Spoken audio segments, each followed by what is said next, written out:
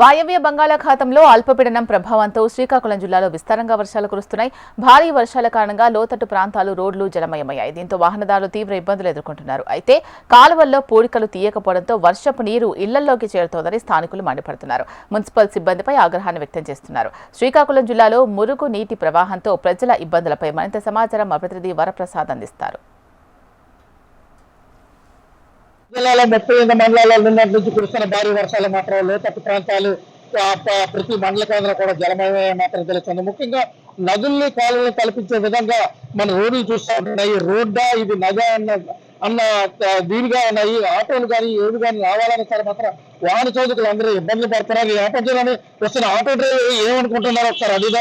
So ఇప్పుడు లోతు ఎంత ఉన్నది, ఎంత దీంట్లో వస్తుంది, మీ ఆటోలకి ఏమైనా ఇబ్బంది అవుతుందో ఏంటి చెప్పండి. ఇంజిన్లకు వాటర్ వెళ్ళిపోతాయి సార్. 3 ఫీట్లు నీళ్ళు ఉన్నది రోడ్ల మీద. మొత్తం డ్రైనేజ్ మొత్తం బ్లాక్ అయిపోయి మొత్తం రోడ్ల మీద వచ్చేసాయి సార్. చాలా ఇబ్బందిగా ఉంది. ఇంజిన్లకు వాటర్ వెళ్ళిపోయి మాకు చాలా ఇబ్బందికర పరిస్థితిలో ఉంది సార్. ఇప్పుడు అంటే మీరు ప్రభుత్వాన్ని కానీ వీళ్ళు కానీ ఏం కోరుకుంటున్నారు సార్? ఈ రోడ్లు కొంచెం వెడల్పు చేసి, కాలువలు కొంచెం బాగా వెడల్పు చేసి, ఈ వాటర్ అనేది వర్షాలు వచ్చినప్పుడు ఇబ్బంది లేకుండా చేయాలని మేము అనుకుంటున్నాం సార్. మీరు కూడా ఎక్కారు కదా, ఏంటి పరిస్థితి మీరు చెప్పండి సార్. ఎలా ఉన్నది వాటర్ పరిస్థితి? వాటర్ అయితే చాలా ఎక్కువగా ఉంది. డ్యూటీలకు వెళ్ళడానికి చాలా ఇబ్బంది అవుతుంది. దీనివల్ల కాలువలు డ్రైనేజ్ నీట్ గా క్లీన్ చేస్తే వాటర్ వెళ్ళడానికి సరిపోయి ఉంటే రోడ్డు డెవలప్ ఉంటాయి. మీరు ఎక్కడి నుంచి వస్తున్నారు? మరి జీకేవాలి సార్. 24 కిలోమీటర్స్.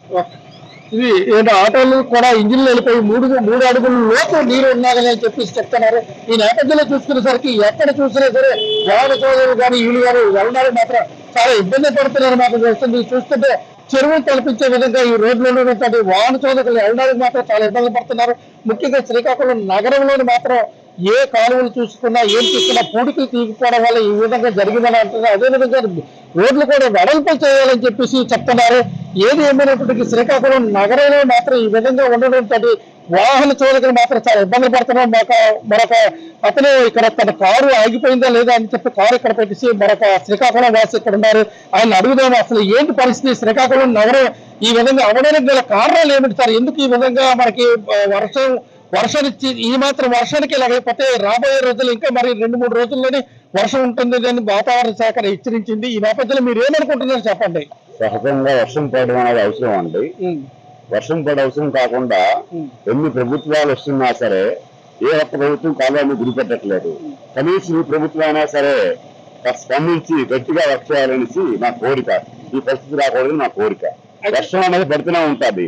కాలువలు మెరుగుపెట్టి కాలువ చేసుకుంటే కాస్త ప్రభావం తగ్గుతుందని నా పరిస్థితి. అయితే మీరు ఇక్కడ మీ కారు ఆపారు కదా, మీరు ఏ ప్రాంతాలు తిరిగి వచ్చారు, ఏంటి పరిస్థితి, ఎలా ఉంది చెప్పండి అసలు. మార్నింగ్ కాయగూరలు కొందామని బయటకు వచ్చాము సార్.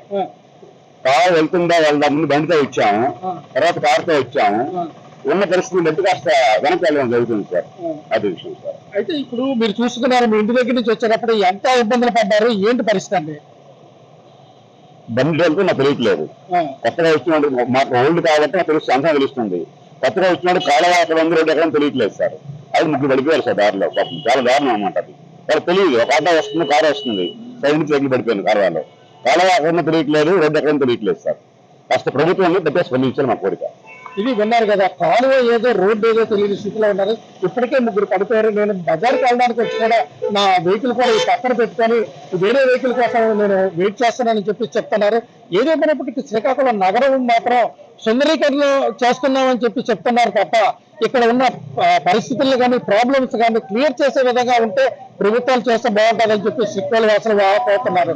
ఇది శ్రీకాకుళం జిల్లాలో భారీ వర్షాలకు సంబంధించిన తాజా సమాచారం. మన గోపిక వరప్రసాద్ టీవీ శ్రీకాకుళం.